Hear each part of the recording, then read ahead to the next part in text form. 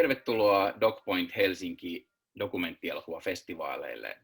Tämä on DocPointin juhlavuosi, eli 20. kerta, kun DocPoint-festivaaleja järjestetään. Ja minun nimeni on Arthur Frank, ja mä tuun moderoimaan tämän Q&A-session ohjaaja John Websterin kanssa. Moi John. Moi Arthur. Ja John on siis ohjannut elokuvan Donner Privat. Halusin tässä vaiheessa vielä muistuttaa katsojia, että tämäkin elokuva on ehdolla DocPoint Yle-palkinnolle, eli paras kotimainen dokumenttielokuva, niin muistakaa äänestää. John, onneksi olkoon, hieno elokuva. Ja nyt mä kysyn sulta muutaman kysymyksen tästä, jos sopii. Niin kerro vaikka ensin, että mun ymmärtääkseni elokuva on valmistunut ihan muutama päivä ennen festivaaleja. Onko näin? Kerro vähän tästä, miten tämä prosessi on niin kuin tullut tähän pisteeseen. Joo, kyllä tässä viimeiset yöt ja päivät ollaan saatu elokuvaa, tai siis ollaan tehty elokuvaa valmiiksi. Ja tämä on ehkä mulle henkilökohtainen ennätys, että noin 13 kuukaudessa on niin kuin elokuvan ensimmäisestä kuvauspäivästä sen ensi-iltaan, niin en koskaan nyt kohta 30 vuotta kestäneellä uralla ole tehnyt elokuvaa näin nopeasti. Ja se on ollut haastavaa, mutta ehkä se on niin kuin vähän virkistävääkin, että näinkin voi tehdä elokuvaa. Niin yleensä dokumenttielokuvia tehdään hyvin pitkän, aika pitkiä nämä tuotantosyklit. Joo, 2-3 vuotta menee helposti yhden elokuvan, siis sekä rahoituksessa että sitten kuvauksessa ja sitten leikkaamisessa. Että tässä toki päästiin alkuun todella paljon nopeammin ja mä tulin oikeastaan vähän niin kuin valmiiseen pöytään siinä mielessä, että tämän elokuvan idea lähti yhdeltä tuottajalta Ari Tolppaselta. Ja sitten siinä oli myös Pirjo Honkasalo, joka on tehnyt Jörnin kanssa siis kymmeniä vuosia ja tuntenut Jörnin. Ja he sitten taivuttelivat Jörnin tähän ajatukseen, että voisi tehdä vielä yhden elokuvan. Ja mikä se sitten olisi, niin Jörn sitten lämpeni ajatukselle se, että se olisi epilogi, jälkipuhe, viimeiset sanat 85 vuotta kestäneeltä elämältä. Ja sitten Pirjolla oli hyvä idea myöskin siinä, että koska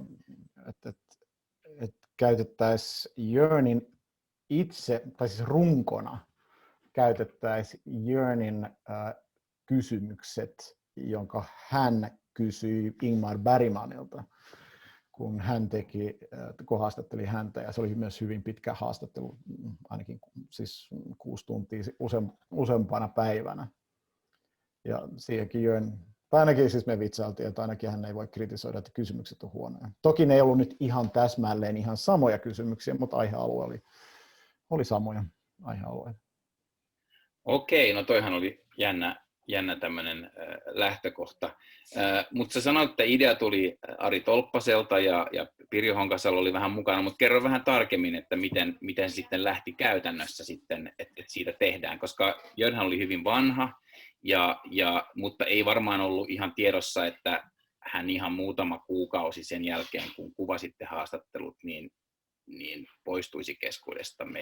Mutta miten se niin kuin tavallaan ajoittui juuri sille ajankohdalle, kun tämä kuvattiin?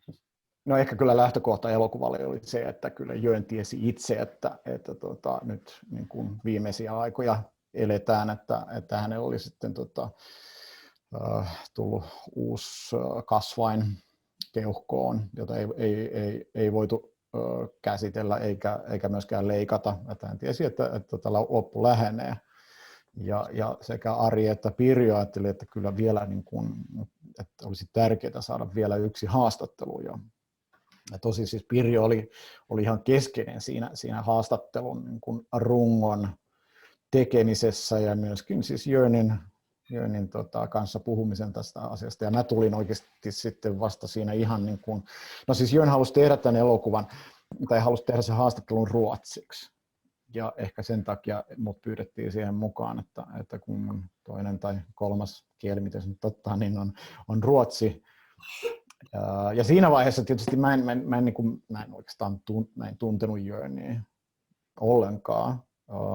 Sitä pidettiin, että ehkä se on vaan hyvä asia. Mä en myöskään tuntenut hänen tuotantoaan tarpeeksi hyvin. Mä sanoin siinä vaiheessa, että en mä tunne sitä niin hyvin, että mä voisin tehdä sellaisen perinteisen taiteilijan muotokuva-leffan. Mutta se, mistä mä haluaisin puhua ja osaisin puhua, on ehkä siitä niin kuin tekemisen tarpeesta, niin kuin tekijyydestä. Ja niistä asioista, mutta myöskin paljon henkilökohtaisemmista asioista puhuttiin sitten Jörnin kanssa. Okei, no mutta sehän oli aika jännä. Elokuvan alku- ja lopputeksteissä puhutaan, että Pirjo Honkasalo oli siinä itse haastattelussa niin kuin vastasi suunnittelusta. Ja sitten sä mainitsit tämän metodin siitä, miten Jörn oli haastatellut Ingmar Bergmania. Mutta miten sitten se itse kuvaustilanne, mitä sinulla tulee mieleen kertoa itse siitä, oliko niitä kuinka monta niin kuin erillistä sessiota vai oliko se yksi pitkä vai kerro vähän tästä? Eli se kuvattiin 4 päivän aikana ja sovittiin Jörnin kanssa, että ne on 2-tuntisia ja aloitettiin kello 11 ja lopetettiin kello 1. Ja ne oli siis Jörnille niin kuin fyysisesti tosi raskas se 2 tuntia, mutta siis Jörn hän oli skarppi koko ajan, ei yhtään tullut sellaista hetkeä, että hän olisi niin kuin toistanut asioita, vaan oli koko ajan niin kuin mukana. Ja näkeekin elokuvassa, että vaikka mies on hauras fyysisesti, niin silmät loistaa ja kirkkaana. Ja tuli tietysti siitä mieleen, että se vahva vaikutelma myöskin, että Jörn oli ammattilainen ihan loppuun saakka. Että hän oli suostunut tekemään tämän elokuvan ja hän myöskin niin kuin teki. Pidettiin pieniä taukoja, mutta aika pitkälle ne oli 2 tuntiin 4 päivän aikana. Ja kun sä sanoit, että alun perin oli ainakin puhetta, että pitäisi saada viimeinen haastattelu, niin oliko se kuitenkin siinä vaiheessa, kun sinä astuit mukaan tähän prosessiin, niin tiedossa, että tästä tehdään elokuva, jonka sinä ohjaat? Joo, kyllä tästä ilman muuta, että ajatus oli se, että se olisi niin kuin, että kyllä, että näin olisi. Mikä se niin kuin muoto sitten olisi, niin se ei ollut vaan tiedossa, että se mitä oli tärkeää sillä hetkellä oli saada tämä haastattelu ja saada se tehtyä. Ja meidän mielestä oli hyvin ainutlaatuinen haastattelu ja se tiedettiin myöskin siinä vaiheessa, että no, se on ainutlaatuinen, mutta mitä sitten niin kuin, mitä muuta elokuvassa olisi.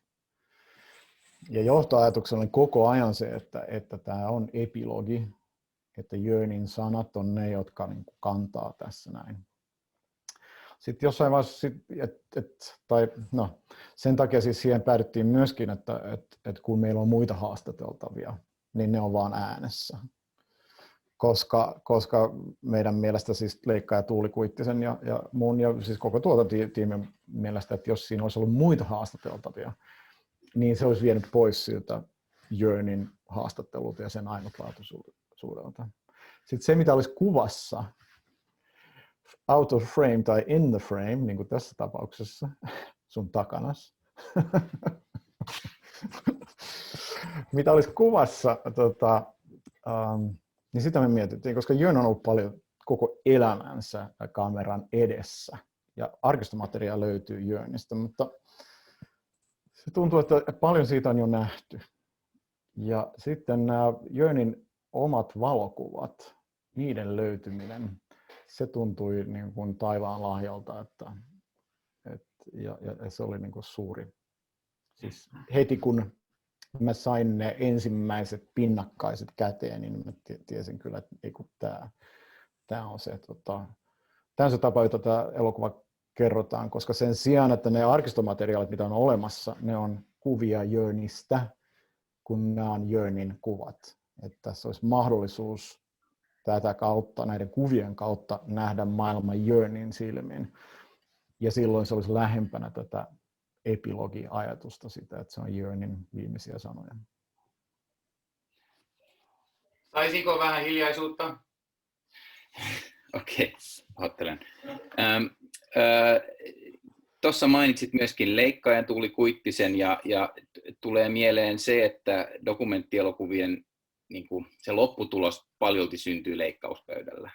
Tämä on mun kokemus ja varmasti sinunkin, niin sitten se, niin kuin, että missä järjestyksessä ja mitä näytetään, niin se itse rakenne, miten te päädyitte siihen, koska siinähän on osittain lineaarista kerrontaa ajoittain, tai sellaista ainakin lineaarista kerrontaa muistuttavaa, ja sitten muuten se niin kuin melkein liikkuu semmoista spiraalinomaisesti kohti jonkinlaista sellaista ydintä. Mutta miten te lähestytte, miten te päädyitte tähän muotoon?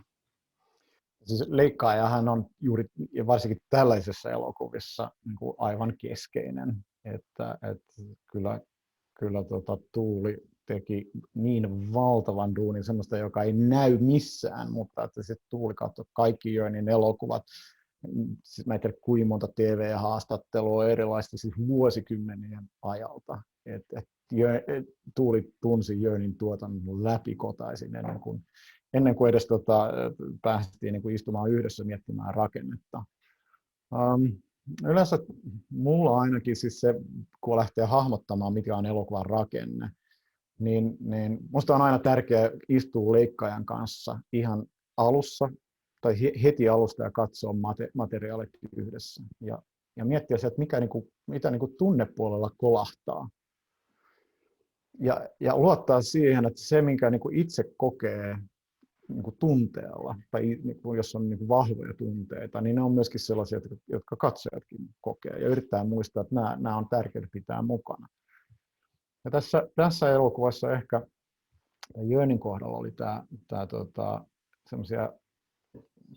semmoisia puhuttelevia juttuja, oli ajatus siitä, että Jörni sanoi, että on tämä julkinen minä, sitten on tämä yksityinen minä, ja sitten on tämä yksityinen minä, joka on vielä niin kuin syvemmällä, josta kukaan ei saa koskaan tietää.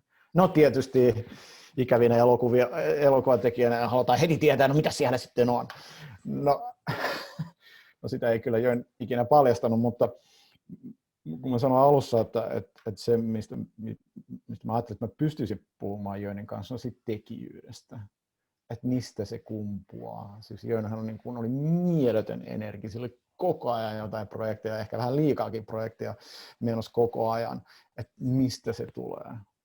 Ja kun sanoin sitten spiraalinomaisesti, joo, ehkä se on niin, että kuljetaan niin pikkuhiljaa koko ajan kohti sitä lapsuuden kokemaa yksinäisyyden tunnetta, joka on niin kuin ollut hänen niin kuin läsnä koko elämänsä ja joka sitten niin kuin palaa vahvana niin kuin viimeisenä hetkinään, mutta josta hän itsekin sanoi siis, että se kirjoittaminen on ollut se lääke siihen yksinäisyyteen.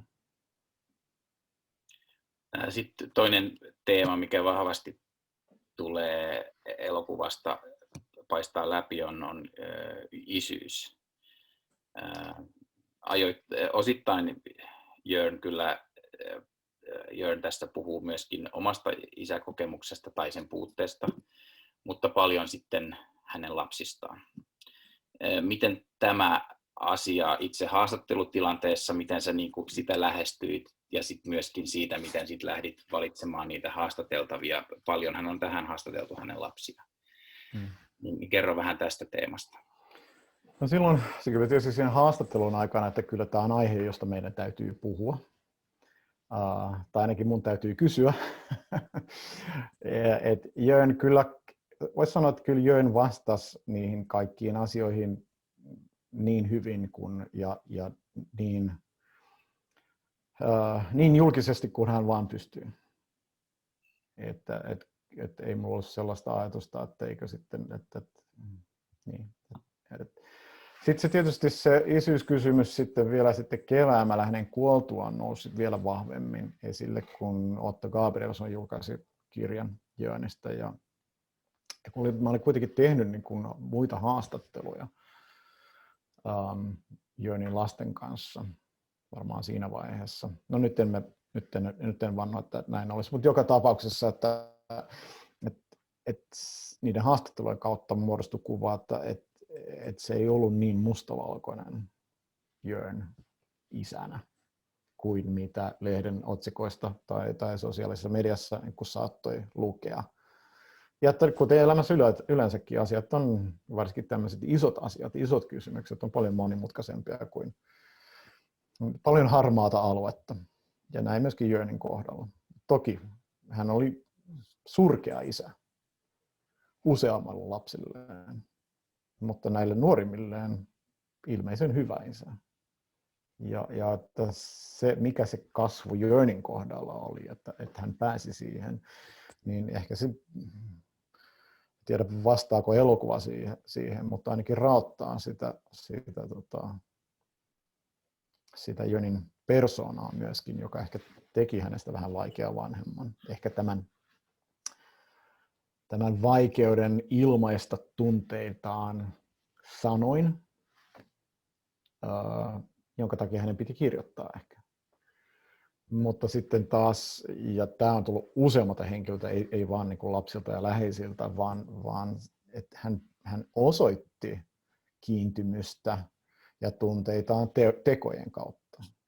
Elokuvalla on auttanut vaikka kuinka paljon ihmisiä, ja ilman tekemättä siitä suurta numeroa. Ja kyllä kaikki puhuu siitä, että miten antelias ja niin kuin, miten paljon hyvää Jörn kyllä oli tehnyt hänelle.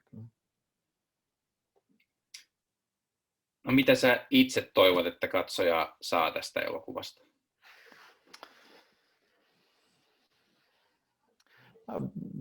Toisin, että ne saa jonkunlaisen pienen käsityksen siitä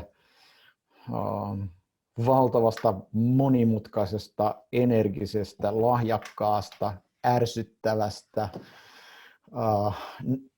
narsistisesta jonkun verran ainakin ihmisestä, mikä oli Jörn Donner. Tässä, kuten sanotte, tämä ei ole sellainen kokonainen taiteilijamuotokuva, mutta se on ehkä kurkistus tekijyyteen. Että kyllä okei, siinä on se isyys kylläkin, mutta kyllä siinä on paljon siitä, että mistä se pakko tehdä tulee. Ja sitten toivon, mä toivon jonain päivänä, että mä näen kirjan Jörnin kuvista tai näyttelyn, koska ne on oikeasti, ja siis mä oon koko elämäni niin kun mä seuraan dokumentaarista valokuvausta, ja Jörnin kuvat on hienoja. Ja Jörn, nekin sanoo jotain ihmisestä, että miten lähelle hän pääsi ihmisiä niin kuin kaupungin slummeista, Kalkutan katunäkymistä jonnekin sitten niin kuin Cannesin staroihin. Että Jörnillä oli niin kuin ihan mieletön kyky päästä lähellä. Ja selkeästi myöskin ihmiset niin kuin reagoi ja niin kuin otti myöskin yhteyttä toiseenkin suuntaan.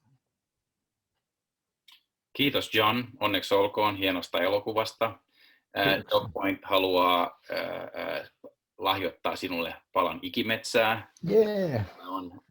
Saat sen näin digitaalisesti nyt ainakin alustavasti ja sitten saat myöskin diplomin erikseen.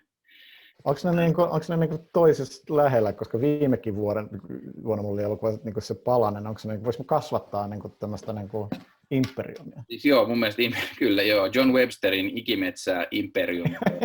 Joku päivä, niin kuin, se on uusi tämmöinen konglomeraatti. Kyllä, ehdottomasti. Susta tulee uusi ikimetsien Rockefeller. Kyllä, joo. Mutta sullahan on nyt tämä vähän painetta, koska nyt sulla on jo 2 vuotta putkeen elokuva DocPoint-festivaaleilla. Joo. Ensi vuonna taas näemme uudelleen näissä. tai sitten tämä tahti on kestämätön. Joo, katsotaan. Eikä se pitää elokuva saada valmiiksi siinä. Niin, aivan. No mutta sulla on varmasti tekeillä 1 tai useampikin, niin kaikkea 1 elokuva tekeillä, joo. Niin, no okei, ja kaikkea hyvää siihen prosessiin ja hienoa, että elokuvasi on mukana tänä vuonna DocPoint elokuvafestivaaleilla. Kiitos ja kiitoksia katsojia sinne kotikatsomoihin. Kiitos katsojille ja muistakaa, että voitte katsoa muitakin DocPoint elokuvafestivaalin elokuvia samalla tavalla kuin tämän löysitte, niin siellä on muitakin mainioita leffoja useampi, niin muistakaa katsoa. Ja hyvästi.